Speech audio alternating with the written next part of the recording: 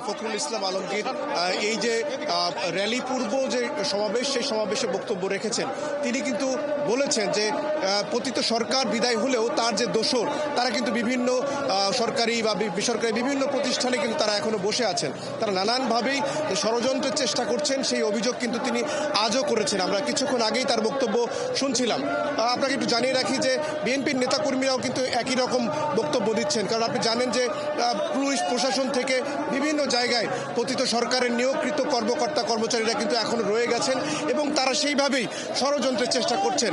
বিএনপির নেতাকর্মীদের আরও একটু বক্তব্য যদি আমরা শুনতে চাই যে এই যে র্যালিটি করা হচ্ছে, দীর্ঘদিন পরে আপনারা এই র্যালি করছেন, এই র্যালি থেকে আসলে কি প্রত্যাশা নেতাকর্মীদের উদ্দেশ্যে, দেশবাসীর উদ্দেশ্যে আপনারা কি মেসেজ দিতে চান?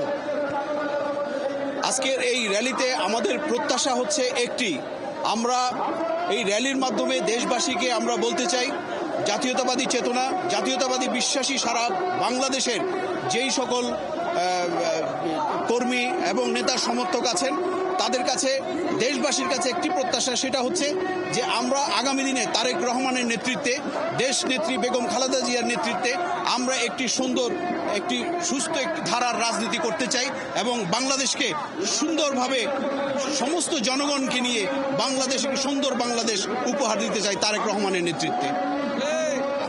আজকের এই র্যালিটি আপনারা দীর্ঘদিন পর করছেন। জাতীয় বিপ্লব ও সংহতি দিবসের যে তাৎপর্য, সেই তাৎপর্য তরুণ প্রজন্মের অনেকেই জানে না। বিএনপির নেতাকর্মীরা এর আগেও আমরা দেখেছি অভিযোগ করেছেন, তারা বলেছেন যে শিক্ষাক্রম থেকে শুরু করে নানানভাবে ভুল শিক্ষা দেওয়া হচ্ছিল। সেই বিষয়টি নিয়ে আসলে আপনাদের কোনো দৃষ্টি আছে কিনা?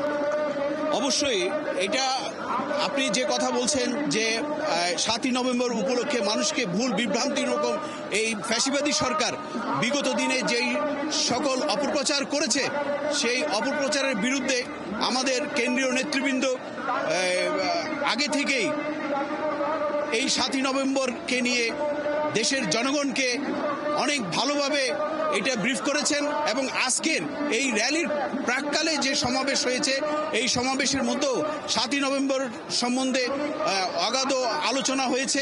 এই আলোচনার মাধ্যমেই বাংলাদেশের জনগণকে একটি মেসেজ দেওয়া হয়েছে যে 7ই নভেম্বরটা হচ্ছে শহীদ প্রেসিডেন্ট জিয়াউর রহমান এবং এই 7ই নভেম্বরের সিপাহী জনতার মাধ্যমে যেভাবে নাকি শহীদ প্রেসিডেন্ট জিয়াউর রহমানকে উদ্ধার করেছিলেন এবং দেশের স্বার্থে তখন ছাত্র জনতা সবাই একত্রিত হয়েছিলেন। সেই ঐক্যবদ্ধ পরিস্থিতি নিশ্চয়ই বিএনপির নেতাকর্মীরা আবারও চাচ্ছেন, কারণ আপনি জানেন যে 1975 সালের 7ই নভেম্বর যেই ঘটনা প্রবাহের মধ্য দিয়ে সাবেক রাষ্ট্রপতি জিয়াউর রহমানকে মানুষ আসলে উদ্ধার করেছিল বলা হচ্ছে। তাই যে বিপ্লবটি হয়েছিল, সেই বিপ্লবের যে চেতনা, সেই চেতনা কিন্তু গেল 16 বছর আওয়ামী লীগের নেতৃত্বে কিন্তু ভুলুণ্ঠিত হয়েছে। তারা কিন্তু বারবার চেষ্টা করেছে জাতির কাছ থেকে, তরুণ প্রজন্মের কাছ থেকে এই যে 7ই নভেম্বরের যে তাৎপর্য সেটি ভুলিয়ে দেওয়ার জন্য। কিন্তু 5ই আগস্টের পর ছাত্র জনতার যে বিপ্লব, যে অভ্যুত্থান সংগঠিত হয়েছে, সেই অভ্যুত্থানের পর বিএনপি সহ সারা দেশের নেতাকর্মীরা, সারা দেশের জনগণ কিন্তু প্রত্যাশা করছেন জাতীয়তাবাদী, বাংলাদেশি জাতীয়তাবাদী ধারণার যে রাজনীতি, সেই রাজনীতি আবারও বাংলাদেশে প্রতিষ্ঠিত হবে। আমরা একটু কিছুক্ষণ পরে যেই র্যালিটি শুরু হবে, আমরা সরাসরি সেই র্যালিতে আপনাদেরকে নিয়ে যেতে চাই। আপনারা জানেন যে দীর্ঘ 16 বছর পরে বিএনপির নেতৃত্বে জাতীয় বিপ্লব ও সংহতি দিবসের যেই বর্ণাঢ্য র্যালি করা হচ্ছে, সেই র্যালিতে কিন্তু লাখ লাখ নেতাকর্মী আমরা দেখছি উপস্থিত হয়েছেন। নেতাকর্মীরা বলছেন যে বাংলাদেশকে ধ্বংসের দ্বার প্রান্তে নিয়ে যাওয়া হয়েছিল, যে বাংলাদেশকে 7ই নভেম্বরের চেতনাকে, জিয়াউর রহমানকে তরুণ প্রজন্মের ভিতর থেকে সরিয়ে দেওয়ার চেষ্টা হয়েছিল, সেই সকল কিছু কিন্তু তারা পুনরুদ্ধারের চেষ্টা করবেন।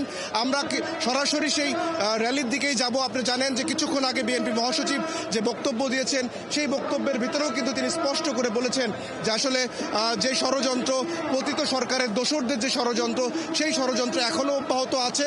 সেই ষড়যন্ত্র থেকে দেশকে মুক্ত করতে হলে বাংলাদেশি জাতীয়তাবাদী ধারণার যে রাজনীতি, সেই রাজনীতি আবারও পুনরুজ্জীবিত করতে হবে। সেই চেষ্টাই কিন্তু বিএনপি নেতাকর্মীরা করছেন।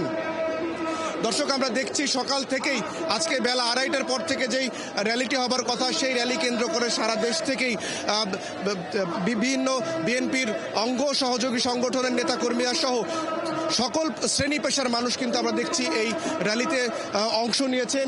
তাদের সকলেরই প্রত্যাশা অন্তর্বর্তীকালীন যে সরকার রয়েছে সেই সরকার একটি গণতান্ত্রিক ধারায় যে প্রয়োজনীয় সংস্কার রয়েছে সেই সংস্কার কাজ শেষ করে, প্রয়োজনীয় যেই সংস্কার কাজ সেটি শেষ করে দ্রুত, অতি দ্রুত সময়ের মধ্যে যে নির্বাচন দেবে, সেই নির্বাচনে বিএনপি নেতাকর্মীরা প্রত্যাশা করেন আবারও বাংলাদেশি জাতীয়তাবাদের ধারণা, বাংলাদেশি জাতীয়তাবাদের যে শক্তি, সেই শক্তি দিয়ে তারা আবারও রাষ্ট্র ক্ষমতায় আসবেন এবং বাংলাদেশকে নেতৃত্ব দেবেন।